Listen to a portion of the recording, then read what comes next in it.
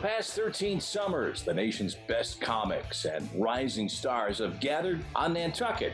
The Nantucket Comedy Festival is a highlight of the island's summer scene as it benefits the Standup and Learn Foundation for local youngsters and provides a series of hilarious evenings. And now, in these challenging times, in the spirit of the festival, we gather a group of comics to provide some laughs, some diversion, and a dose this evening of the best medicine.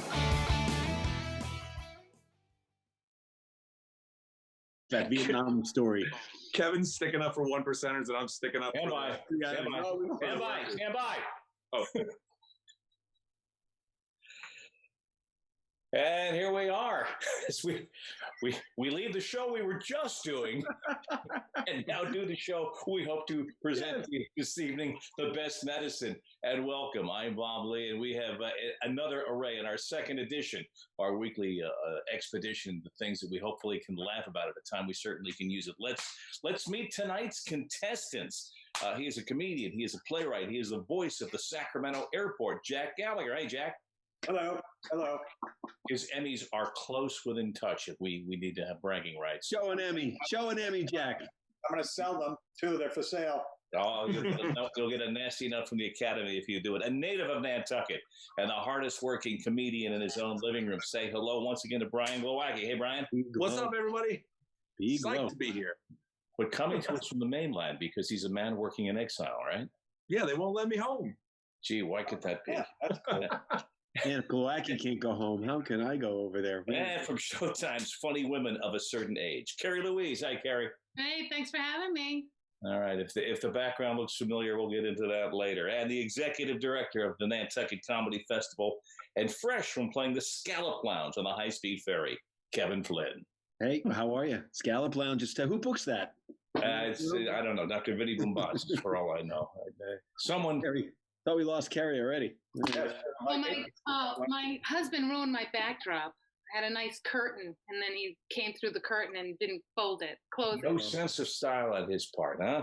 As opposed to what he had last week. Her husband's Tom Cotter, by the way, for those who don't know. And we hope you were with us last week because it was and Tom brought a special friend. And yeah, she might make an appearance, but she's mad she hasn't gotten paid yet, Kevin. Nobody's gotten paid. For last week, you mean? Oh, my goodness. Nobody's getting paid.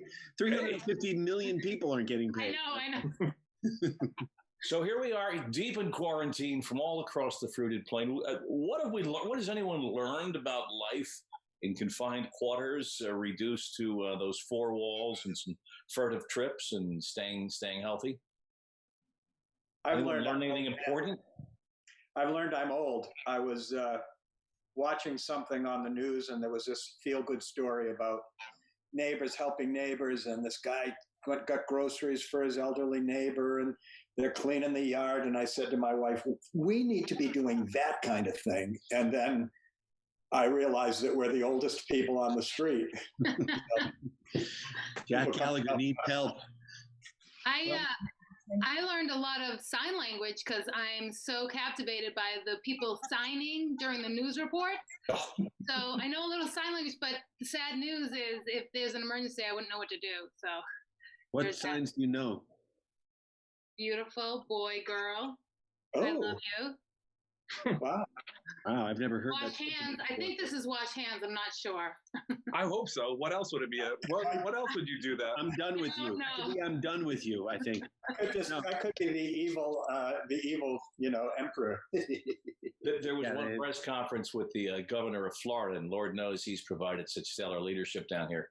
But the angle of the camera was that he was in deep focus way back, his tiny little figure, and his signer was this large. And this guy was straight out of Broadway, and it was just 40 minutes. No, they're so animated. I think you have to be animated with it, too. You have to. That's one thing, because people do read lips. So they're also animated. And it's like so captivating. I can't even understand what they're saying. I just look at the. And he looks like David Letterman too, doesn't he? The new Letterman with the beard and. Remember the guy in Africa? I think it's South Africa that was signing. Yeah, and he wasn't like. Yeah. Oh, that was at Mandela's funeral. Yeah, he got next to the whole world is watching. Oh yes. Wait, and he wasn't signing the right stuff? He wasn't even a sign language guy. It was all bullshit. He's like, He was like, Didn't even look like he was bringing an airplane in at Logan, for God's sakes. It was That is so rude, but very funny. rude is not even For the poor people that don't know what's going on and wanted to hear about it. I have a skill that was very useful during the 15 and 1600s. I literally do. That I went to Boy Scout camp, and the thing that I learned, and I can still do, is semaphore. what is that? With the flag. You can do flags? I know how to do semaphore. I don't know how to do semaphore. I didn't even know what semaphore was. Send messages with the flags. I bet chicks love that. Yeah. Oh, he met his first wife. You start some. Oh yeah. Hey, Jack, you said you were the oldest couple in the neighborhood. I call my mother, and I'm worried about her down in Florida. I talked about it last week on the show. I want her to stay inside, and this is where kids, their children are telling them, the parents, to stay in. Right. Arguing with my mom to stay inside, and she goes, "I go, did you stay in today?" She said, "Well, no, I actually went out and I helped an elderly couple." God bless Kitty. I go, "Mom, you're 85 years old. How old are they? This elderly couple, you're 85. Oh my God." And then the other thing was, when I was there last, I brought some stuff from Trader Joe's, and one of them was calamari that I said, "Mom, try this." She goes, "I've never tried it." I go, try the calamari. I said, put it in a freezer. Panko crusted calamari, right? I call her. I said, "Did you like the calamari?" She goes, "I like the circles, but I didn't like the testicles." I said, "The tentacles, Mom, perhaps?" No one really likes the octopus testicles. I know very few people who they're hard to digest. Her mind's there because she's seen your act so often. Exactly. No. She has oh my God, she always says the wrong thing. My mother said to me, she's texting now. She's got that hold down, but she goes, "I was texting you on my BlueBerry," and first of all, she does it in all caps. She does it in all caps, and my mother can type like so fast. But she texts me. She goes, I was texting you on my BlueBerry, and you weren't answering." I go, "First of all, Mom, it's called a BlackBerry. No one has one anymore. And stop shouting." She goes, "I'm not shouting." All right, here's my favorite mother's story. When we were kids. I was actually like a junior, senior in high school.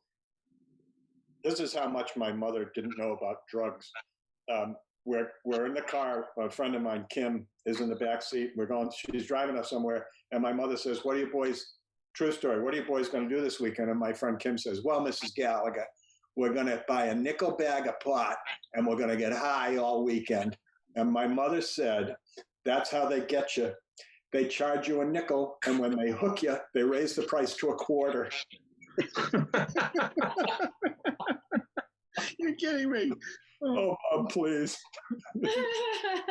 She wouldn't let I was Papagino's, right? Papagino's, the pizza place, and is it in Massachusetts, Rhode Island? Yeah. She wouldn't let us go there when we were kids in high school because she said they put marijuana in the pepper shakers.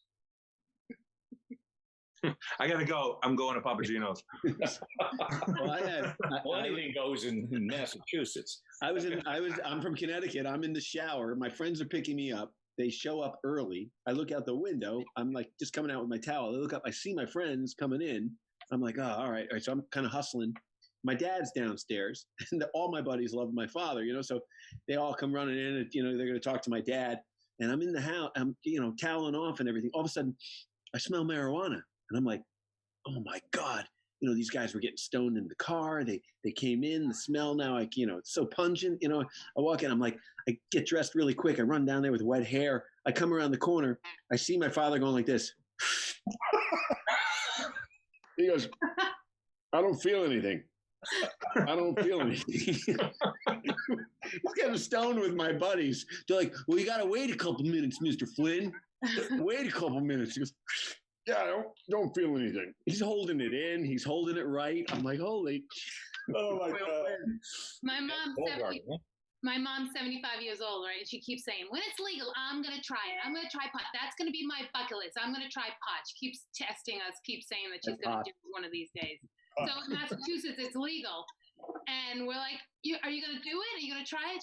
"Well, I don't know." And then she was taking care of me because I had bunion surgery. So that's how old I am. Excellent. And I was going to smoke pot because I was in pain, and that's better than the drugs that they give you. And I love the told fact you that that? you just said you had bunion surgery. That's what I love about you, Kerry. I had cataract surgery. I got this because I got this hemorrhoid that won't quit. Pot is the best thing. So I'm confiding in my mother, and I'm thinking this could be a good bonding thing for my mom. I'm like, Mom, I'm in a little bit of pain, so I'm going to smoke some pot. Do you want to do that with me? She's like, no, what? No.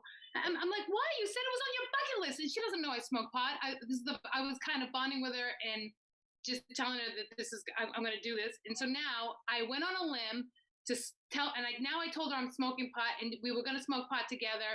And she won't do it. She's like, no. I go, it's on your bucket list. Well, I go, how old do you think? You're 75 years old. What kind of, that is your bucket list. You don't have any more time. Well, I got to wait for your father. I can't do it without him. I love that all the kids. I love that all the kids on Nantucket right now are watching NCTV going, oh my God. But it's legal. It's legal. You got to call it cannabis. You have to sound like a scientist. No, they call it. Don't they call it flower, Brian? I asked my son a few years ago. I said, "Do you have any dope?" And he said, "What is this? The 50s? What do you call You got it?" any of that devil's lettuce?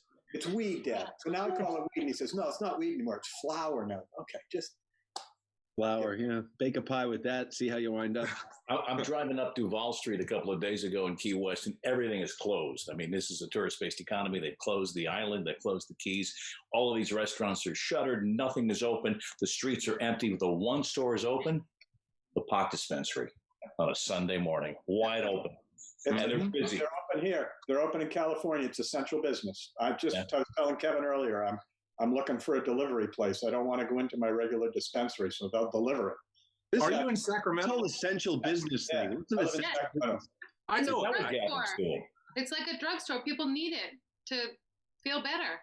I know a guy. Don't worry. I know a guy in Sacramento. He'll take care of you. We'll talk after this. No, I go online. There's 50 delivery services. You just have to find the best one.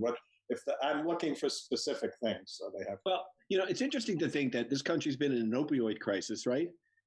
But pot was illegal. Where anybody can get opioids, but pot was illegal. So it's kind of crazy. But to see the difference that's changed, my mom, my girlfriend's mom, everyone is eating gummies now. They're like, it's good. CBD. I like the ones with a little THC. It keeps me to sleep. I'm like, wow, you've come a long way, Mom. No, there's only 2 stages of gummies. You eat them and you go, that's not enough. That's not enough. Oh, God. These are duds. And then fast forward to 30 minutes, and it's like, take me to the hospital. Take me to the hospital. These are too much. Yeah. That old feeling was the reason I stopped smoking pot, because you get so like, why did I say that to Kevin? Exactly. Oh my God, I can't believe I did that. I always say, I'm not a doctor, but I'm pretty sure you're never supposed to be able to hear your own mouth open. That's it drives you right out. You're like a creaky gate. In those opioids, the people that got addicted and are now in deep trouble are the people that had that bunion surgery. That's where it starts. You and your mother. Bunions are a gateway drug. You and your mother in rehab. Yes. What are you in for? Bunions. What are we watching streaming wise, guys, during as well? We call it quarantine, but as I said, The Tiger King. Of course. Yeah. Everybody. I'm one episode in. Tom and I just started watching the first episode because of you guys last week. Tom reminds me of that Tiger King. He looks like he reminds me of him. We just got done. We just got done watching the 4 seasons of Shetland, which is Oh, that's good. My wife has watched that. Yeah, it's great. But the problem is, it's Scottish, and they've got such thick Scottish accents that occasionally my wife and I will look at each other. They'll say something, and I'll look at her like, I have no idea. I don't know. Maybe we'll know by the context of what they're doing. Closed caption. I know. That's what she said. That's what we do with the Scottish shows. Yeah. Broadchurch.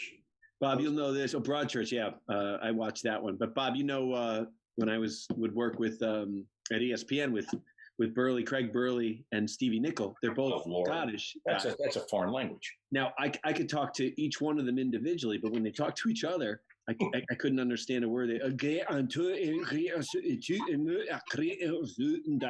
So I'm sitting with them on a show live, and Stevie Nichols, he turns to me and he goes, and I'm like, I go, Craig, what did he just say? He goes, no idea. He didn't even know. It appears that that fearless leader and the leadership in Washington may recommend shortly that anyone going outside wear a mask or a bandana or whatever you can throw over your face, which will turn, I guess, into a nation of 300 million stick-up men. But that's apparently a recommendation coming shortly. So everyone trying to figure out what do we got around the house we can use. Tom's girlfriend has a mask. Yeah. If you weren't here last week, you missed this. Here we go. Oh, there it is. If that's Tom's, then Corona's the least of that thing's words. I don't want to be mean, but those look like implants. They do. I don't think They're definitely implants. A lot of people wonder how two comedians, because Tom and Kerry are like the class couple. They've actually been able to make this work. They've actually made their marriage work, and now. Yeah, but wait, that's before Corona. Yeah, I know exactly. Everybody walked out of Wuhan province going, "Who that? I no marry him no more." We can do that, Bob. It's not ESPN. Relax. Oh, this any second it'll be going there. All right. Yeah. Somebody's going to cut the power. We talked about this last week. The movies you can laugh at, but the movies you can't make now in 2020. Right. Yeah. Yeah. So, ESPN, you're not on ESPN anymore, Bob. That's really just thank you for paying attention. Thank you. Do you know how hard it is to get canceled while the entire world is canceled and you just did it? I got canceled off of NCTV. My goodness. You got fired on your day off. My daughter's watching this. I'm in huge trouble. Huge. Any college kid, anything is, on PC. So here's the thing. I say I don't want to I'll tell you this. I took my daughter to see a guy who was in the Korean War with my father. There were 8 men from this Brooklyn neighborhood that went, and this was the oldest guy. He had been in World War II and he had been in the Korean War. And I went to Brooklyn, and these little quarter beers they were having, a Rheingold beer, they're pouring it. And I'm sitting with my daughter, and she's probably 7 at the time. And the guy's talking to me, and she's sitting there coloring, at this little bar in Brooklyn, because I'm a good father. The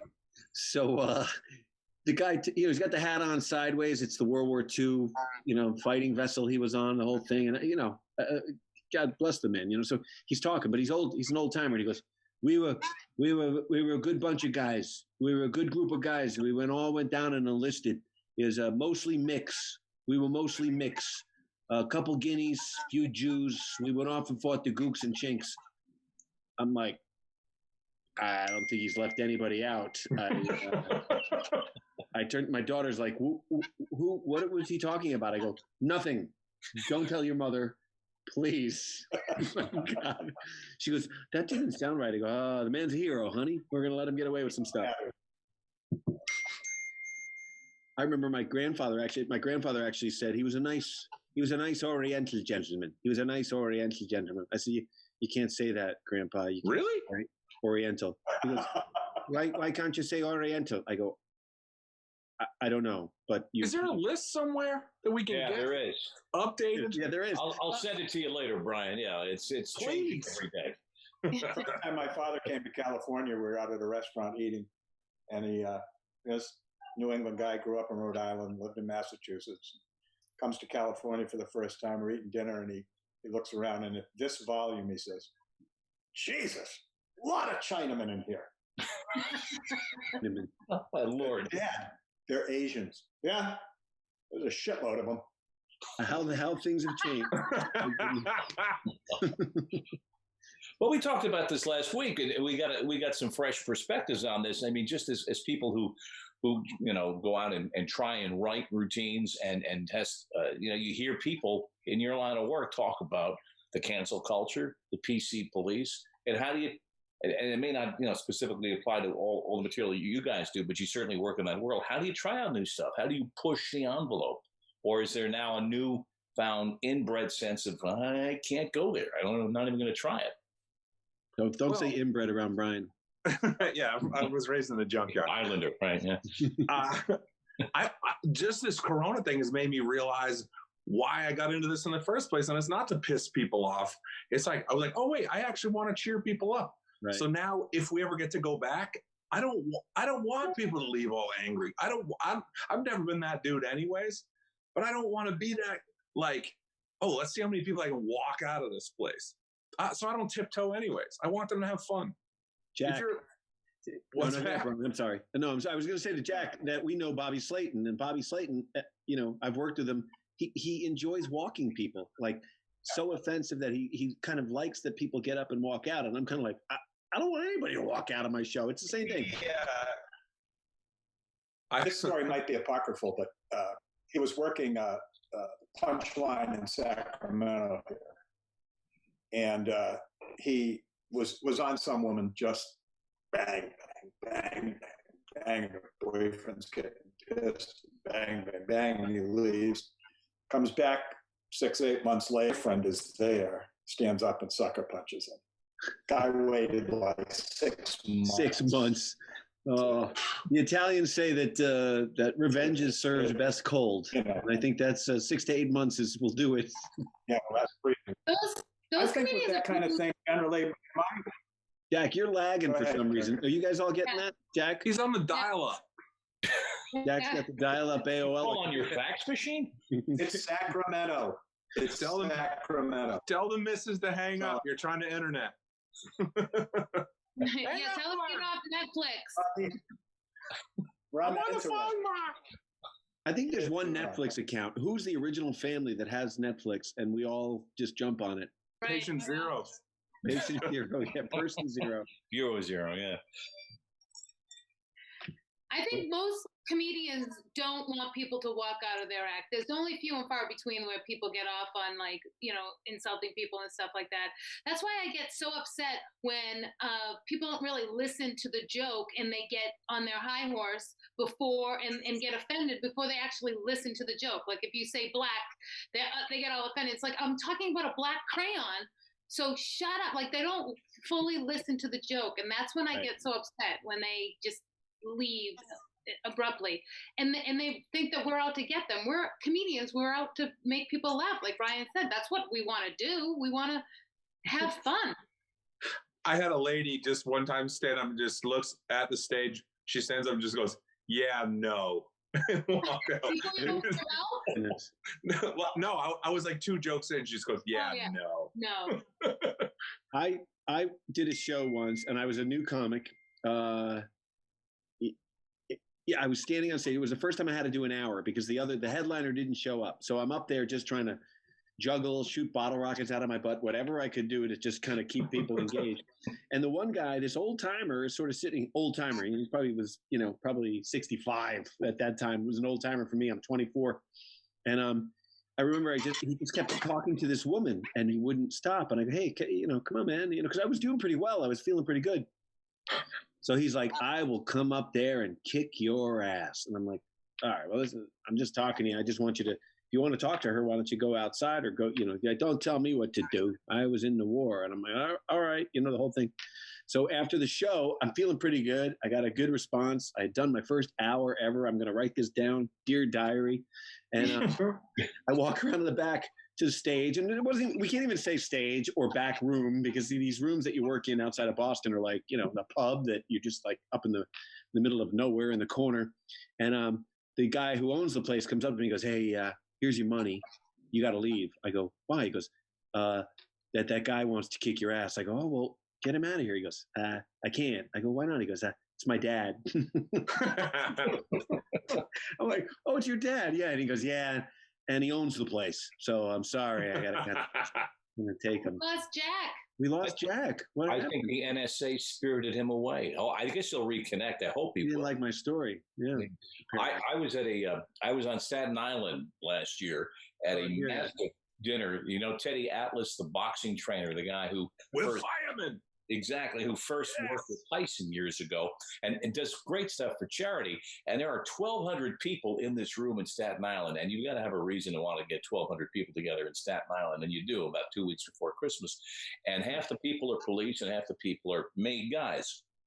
And this place is wild. And they tell the story. And I was there for the first time this past year, and 5 different people told me the story because it must be true. About 4 or 5 years earlier, one of the local comedians who was emceeing the thing gets up there and starts doing OC jokes about some of the wise guys who are sitting in the audience. All right. Riffing from The Sopranos and picking on people by name and whatnot. And then, they tell me that they had to go into the kitchen later and plead. They took this comedian in the back. It was like something on the movie Casino, and please don't kill him. And negotiate for this guy's life. I have a similar story, which Kerry, your husband, Tom, will know this story. So I go into the comic strip, and I'm a regular at the comic strip. So the regulars can sort of walk in, you get good spots. And when this one guy who used to run the place called Lucian Hold was there, he would have an audition night where he would check people out. So I walk into the backstage. It's very small at the comic strip. And there's this guy, he's looking at his notes, and he's just all nervous. He's like looking at the notes, and I go, hey, man. I go, you're about to go on? He goes, yeah, I'm auditioning. I go, put the notes away, go up, enjoy yourself, have a good time. If you know it, the notes will only screw you up at this point. I actually tell my Stand Up and Learn kids that out in Nantucket, like just the notes kind of screw you up. So he goes, okay. So he's really nervous. So he goes up on stage, does pretty well, comes off stage. He comes across, me as I'm standing, because I'm going on next. And he gives me a big hug. I barely know the guy. He goes, thank you, man. He goes, some kind words when I'm really nervous. He goes, I appreciate that. You're a good man. I go, oh, thanks, man. It was just comics were looking out for each other. I go up on stage after, and I'm up there, and I'm about 2-3 minutes in, and this table of guys in the front, big, huge guys, they're all just like talking loud, and I go, hey, guys, hey, take it easy. They're like, hey, what are you talking to us for? I go, well, that's my job. I have to talk. People didn't pay a ticket price to come in here and listen to 5 big, huge guys talk to each other. And they're like, they get silent. And, all of a sudden, a penny hits me in the head. Oh, jeez. And I go, oh, you throw a penny in a dark room like that? Oh, you guys are real tough. And I was like, wait a minute. Or were you here to see this other guy? I go, let me tell you something. Your buddy just auditioned. So a great way to have your friend not pass at the club is to kind of screw with the regulars at the club. You just threw a penny at my head. And, I said, what is that about? They get totally silent. They kind of realize, like, I called them on it, right? So like, and they kind of look at each other. They stand up. They are huge, huge guys.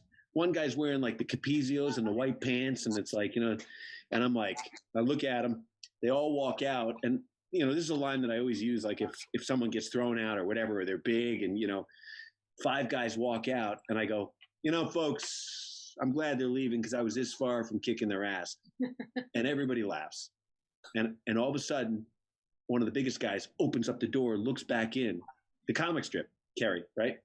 I remember this story sounds familiar. I wonder if I was there. Upper East Side, right? So I'm like, and the whole room gets quiet. The whole room is like, they're like there for me, like they're with me, like these bad guys are leaving, So he slams the door and they leave, and I'm like, all right. And then I go on with my set. I walk backstage. All of a sudden, your husband is there. Tom Cotter is there, and he goes, Kev, you can't go out there, man. I go, what? He goes, those guys that you talk to, he goes, they're really pissed and they want to beat you up. I go, well, call the cops or something, man. I'm like, Lucian's trying to handle it now, but I've come back here to tell you just to stay here. I go, I can't leave the backstage because these 5 guys are scaring everybody out there. He's like, yes, they are. So I'm like, I'm still not affected. I'm kind of like, I'll go out there, forget this, I can handle myself. And he goes, Tom's like, no. And I'm like, all right. So I'm sitting there talking to Tom, and I'm not even thinking about it. All of a sudden, the guy who I gave the nice words to, who went on and was auditioning that night, he comes back. He goes, hey, Kevin, I just met you tonight. Thanks for the kind words. I go, yeah. No. I said, no problem. He goes, I'm not in the mafia. And I go, oh, okay. He goes, but my brother is. and he's a lieutenant, and he's a made man, and he's with his crew tonight. But one of the guys is not in his crew, and he's going to the federal penitentiary for murder. And he said he won't listen to my brother right now, and he wants to kill you. So he said, if you would do me a really big favor, would you just stay back here for a little while longer? And I'm like, no problem. No problem. I'm not moving. I'm not moving. I should still be there, for God's sakes. Turns out that this guy was really going to the pen. And I'm like, so I lived on the Upper East Side at that point. So I like wait an hour. I'm in the agreement. They're like, coast is clear, coast is clear. I leave. I walk home, like maybe 4 blocks to my apartment at that time. Scared to the bejesus, right? Like I'm kind of like looking around. I go in. It's a true story. So I go into my apartment. Next morning, I wake up. I go to an audition downtown. I go in the subway all the way downtown to Little Italy. I come up. This is the biggest little city story. I come up the stairs at the subway. As I come up to the top of the stairs at the subway, they are all there. They were out all night drinking. But I thought it was a setup. I thought, I'm dead. I'm a dead man. They're going to throw me in front of a subway car. And I walk up, and the guy looks. The guy who was going to kill me goes, hey, there's the guy from last night. They give me a big hug. They all smell like booze. And they're like, here he is. And they all kind of give me a punch. And I'm like, oh, my God. Oh, my God. And what attribute to you that you were to be the last entertainer he would be before going into a 7 to 12 stretch? Exactly. He was thinking about you the whole time in there. I should have kicked his ass. I should have killed him when I had the chance. When you were telling the story, you were like, and I went to bed, and the next night I woke up. The next morning I woke up, I thought for sure you were going to say, there was a horse in my bed. There's a dead horse head in my bed. We lost Jack, guys. I know. We can't get on again? Taken away by the aliens. I've been connecting with the powers that be, and we're trying to pull them back out of the ether. I don't know if we're having any success. I got a text from him. Triangle, Sacramento. My cable went out. Been happening for the last few days, so hopefully Jack can come back. I was just in Sacramento. How does he get Netflix now? Well, he'll have to work on it before he can watch it tonight. Guarantee he has a satellite dish. Guarantee. One of the big ones? Huge one in his yard. What would we do without our cable and our computers? It's unbelievable.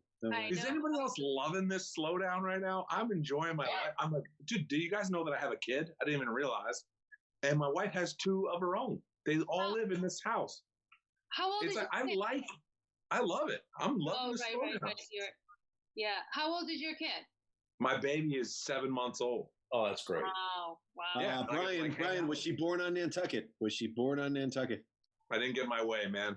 Oh, no, dude. I make fun of her. Man, your buddy would give you a hard time. I know, but she'll be fine. But you're not with your family right now, are you? You're in Brooklyn alone? Where are you alone? Are you alone? No, I'm not. I'm just down in my basement hiding from them. They think I'm doing laundry. Oh, okay. So you were with the family. That's nice, because I was thinking this would have been a nice time. I'm like, there's no good time for this shutdown. No good time. Right. But I was thinking it would have been nice if I had little ones, because you're not going anywhere anyway, and you're home with the little ones and all this stuff. So you can. I'll drop them off. Good time with your family. Yeah, I haven't got to tuck her into bed at all. I've been on the road or just working nonstop, and I'm like, oh my God, this is nice. And not to kiss too much ass, but I realize how, like, my wife basically does all of this stuff alone all the time. And I'm like, whoa. Yeah. I would not have asked you to sign up for this. Yeah. Tell my husband that, because he still doesn't know. Yeah. I'll teach him. I'll teach him the way. Do you have him cleaning out the cat boxes?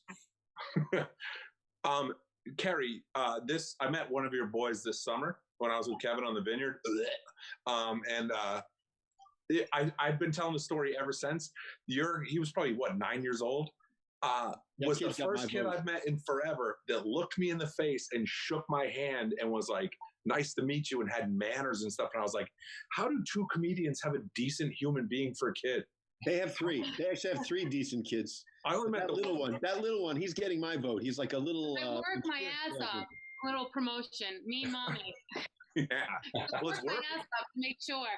And I always see people, I'm like, you won't believe it. Tom Cotter's kid actually has manners. They're like, no way.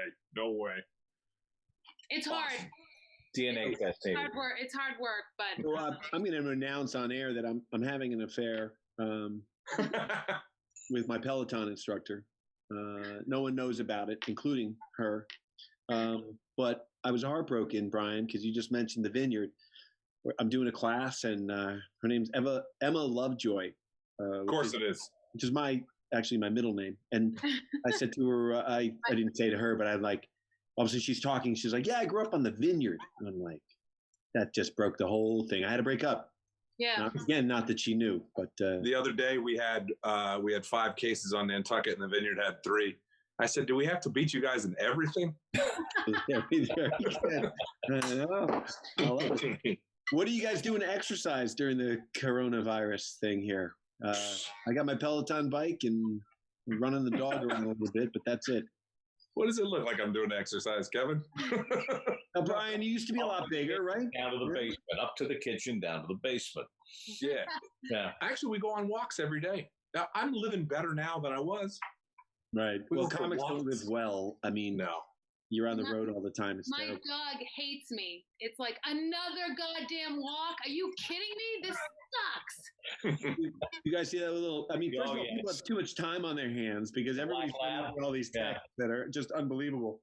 And they send that one of that black lab just going, when do they effing leave these people?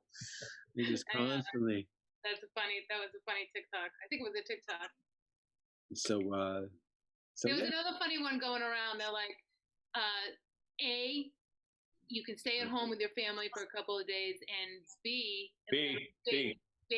I saw that one about 2 or 3 years ago, and it was an old sort of kind of an old Jewish man, and he was like, or Italian guy, but he's old, and he's like, and I love that one, but they've redone it, they've kind of upgraded it. So it's been. I just keep getting the same memes from everybody. That big jack dude naked on the side of his bed. My friends keep sending every different. It's on the side of Tom Brady's helmet. He's jumping out of a helicopter. I'll send it to you guys. Do you guys know what he's talking about? Because I do. No, I've not seen that. Carrie, have you? No. No, of course, because you're two decent people. As opposed to Brian and I. My Your God. friends, they send it to you and they sneak it in. He's in the background. He's naked. He's in the background. He's like, the Patriot logo. He's that. He's They that, replace- oh my God, it's everywhere. Is And my he friends a all big day. black guy with a big? yes. I've seen it. Yes. And I think Turner Brown, they call him. it was an episode of Vice. I think he was in prison, and he was trying to get a job coming out of prison, which Tom Cotter can relate to. And as he's getting out of prison, he responded to an ad that said, do you want to work in pornos? And he's like said yes, and he became this big porno star. Speaking of porno stars, there's Tom Cotter right there. There he is. Speaking of the opposite of that, kind Oh my God! Who's watching this? I was at home. That happened right after we were finished last week, but the callback this week, right there on air. Right there. So you guys are out of toilet paper. He's on a run. He's going for it. People ask us what it's like to be having 2 comedians living at home, and this is what it's like. So now you know. I'm loving my life. This is great. He's jealous. You're getting more laughs than he got last week. That's what this is all about. Yeah. He had to do Keenan West. What's that guy did with Taylor Swift? What's his name? Oh, Kanye West. Kanye West. Kanye I'm West. going to let you finish. Thank you. Yeah. Kanye West me. That was my old brand. You got Kanye by your own man. So, Carrie, you're with 4 guys. That is hell. That's like my sister Kelly's out there in Nantucket with her husband and her 2 boys. Yeah. She's poor woman. 1 I only bathroom. killed one of them so far. So good. So you're down to 3. I'm 3 to trying go. to flatten the curve. Very So nice. I don't. What is the toughest part about living with 4 boys? And is the dog a female or a male? The dog is a female finally, but Oh, the 2 thank God. cats. I have 2 cats. They're boys. So my favorite one is the dog in the family. They're all against me. They're both against me. And God forbid someone says that I'm on the rag or whatever, or mentions it, or even they're all on it. In And a supportive way? Even when they're not supportive, even when they try not to mention, like I'll walk in and then I can tell that Tom had told the 3 boys, watch out, mom's on the rag or whatever. Then they start tiptoeing and it makes it worse. Right. Even though they're trying to be nice and trying to be like, it makes it work. Now I'm even more mad. I'm even more. Don't patronize me. Don't patronize me. Mom. Can't say I've ever had that conversation in my house. No, You have young ones. You have young ones, Brian. Well, Or when I was a kid.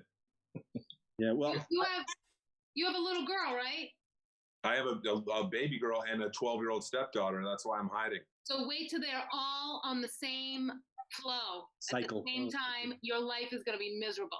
Well, Bob, on the road again. Same flow. I'll be gone. I'll be back on the road. I had three sisters growing up. No one ever mentioned any of that ever. It was just everything. What? No, ixnay on everything. I'm going to figure out which week of the month it is and then just book Sacramento and go hang out with Jack. If you can find him. Yeah. Jack's in the witness protection program. I told my mafia story and boom, he's gone. Yeah. I'll send him a carrier pigeon or something. Coincidence? I don't think so. Yeah, what would we do, folks, without internet right now? What would we do? It's unbelievable. Well, talk to each other, read a book, go for a walk, drag your dog for another walk. I'm doing that anyway. But at least now we have we get news from the outside. You know, how did they do it in the last pandemic? Did you get a newspaper delivered? How did you know what was going on? That's how it was spread. I just read an article about it today. Nobody was. Yeah, there was still, everything was shut down, but they were still getting mail and newspapers dropped off, and it was still spreading to places out in the middle of nowhere. They're like, how are these people getting it? It was from the mail and from the newspapers. And they called it the Spanish flu, but it started right here in the States. It did. It started at a military base. Exactly. That's it. All you Nantucket people that didn't think I was ever going to graduate, I know some stuff about history. Some three-syllable words. And how to make fart noises. So that's you've done well. Well, listen, on that note, plan, Brian. The clock on the clubhouse wall tells us. I think we're going to say job well done, and we hope we've raised some spirits. And in the spirit of the Nantucket Comedy Festival, thanks all for being here, Jack. Wherever Jack is, he's orbiting somewhere. Thanks in so the much. ether. Carrie, have a chat with Tom about the necessity of socially appropriate behavior. Right. You pulling a Chris Cuomo there in the basement, and I think he's on. I think Cotter's on the flow. Whatever that means. Kevin Flynn, always fun. We're going to do it again next week. We are. Thanks, Robert. Appreciate it. Island, hang in there, man. We'll get through this, everybody. All right. So for all of us, Bob Lee saying, take care. We'll see you next Thursday. Bye-bye, guys. All right, don't anybody say anything stupid. We can still be on. Cotter showed his butt last time at this juncture. He may go for the next level. Bob, thank you so much, brother, for doing this. And Brian, thank you guys. Be safe. Nantucket's finest.